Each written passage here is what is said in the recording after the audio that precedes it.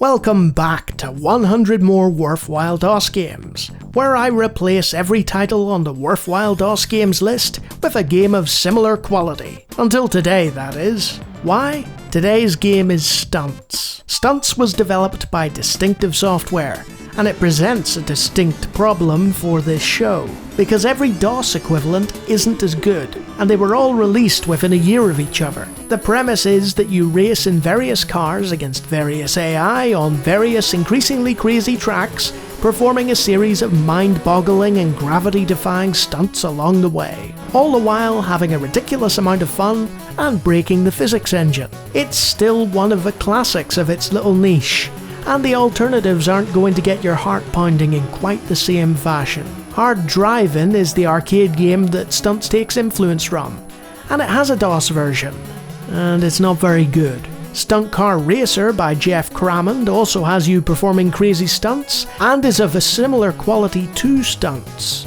But the best version of it is on the Amiga, and the DOS port, while largely maintaining the feel, doesn't hold a candle to the original or to Stunts. This leaves Stunt Driver by Sphere, which is a decent alternative, but inferior to Stunts in almost every way. Very much a next best thing racer.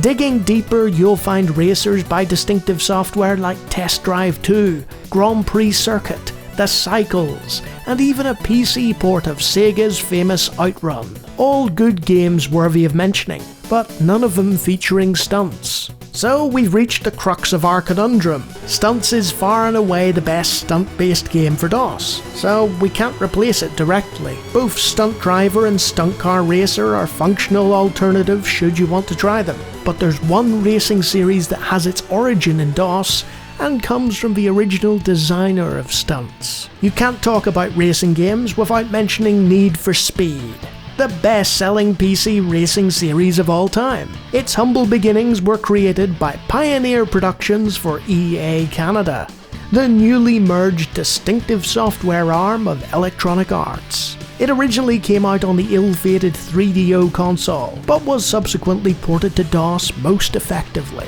The Need for Speed takes the car handling of Stunts and the premise of Test Drive and improves on both, mashing them together, resulting in a combination of arcade fun and attempted realism.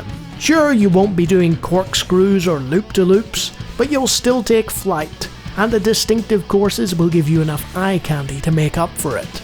Speaking of eye candy, it has a rocking soundtrack, FMV galore, and all kinds of car statistics and rundowns to make you feel like you really were taking to the track.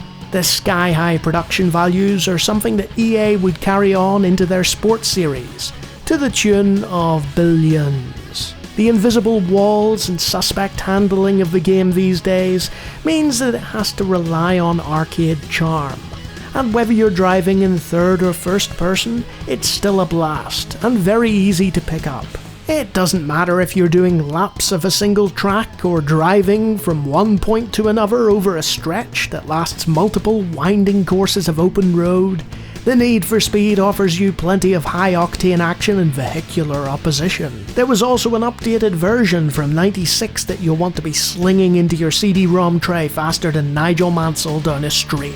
So stick that pedal to the metal and rev your way back to the peak of early 90s racing. Because we all have a need for speed.